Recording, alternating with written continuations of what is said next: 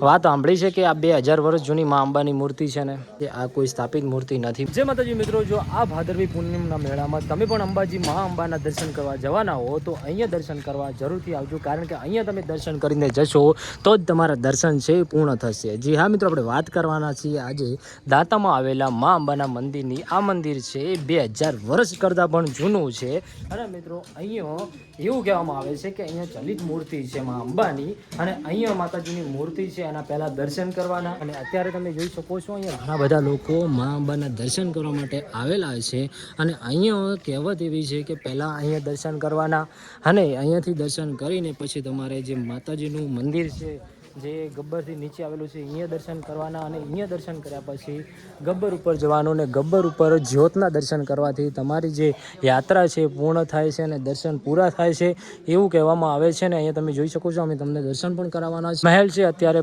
ખંડેર અવસ્થામાં છે ને પાછળ છે એ અંબા ફિલ્મ સિટી બનેલી છે અને અહીંયા તમે જોઈ શકો છો ઘણા બધા લોકો મા અંબાના દર્શન કરી રહ્યા છે।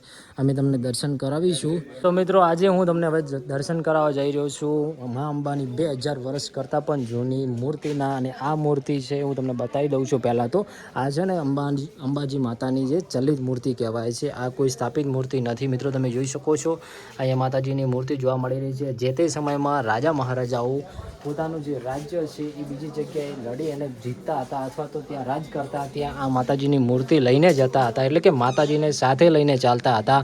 તમે જોઈ શકો છો મિત્રો, દર્શન કરી નાખજો। અને મિત્રો બીજી વાત કે અહીંયા દર્શન કરી અને પછી અંબાજી દર્શન કરવાના હોય છે એવી માન્યતા છે અહીંયા। અને અહીંયા તમે જોઈ શકો છો બહુ જૂનો જે મહેલ છે। હે કાકા, વાત સાંભળી છે કે આ 2000 વર્ષ જૂની મા અંબાની મૂર્તિ છે ને? સાચી વાત છે, 2000 વર્ષ જૂની છે 2000 વર્ષ જૂની મૂર્તિ। અને અમે ઘણી વખત એવું સાંભળ્યું છે કે પહેલાં દાતા દર્શન કરવાના, પછી માતાજીનું જે ત્રિશુલ છે અંબાજી ત્યાં દર્શન કરવાના અને પછી ગબ્બર ઉપર હાથ જોડવાથી આપણી જે યાત્રા છે એ પૂરી થાય છે। અમારા ગાઈડે એવું કહેતા કે અહીંયા દર્શન કરો તો જ તમારી યાત્રા સફળ થાય। દાતામાં મૂર્તિ, ગબ્બરમાં જોત, અંબાજી મંદિરમાં શ્રીયંત્ર, ત્રિશુલિયા ઘાટ ઉપર ત્રિશુલ। આ 4 ધામની યાત્રા પૂરી કરો તો જ તમારી યાત્રા પૂરી કહેવાય।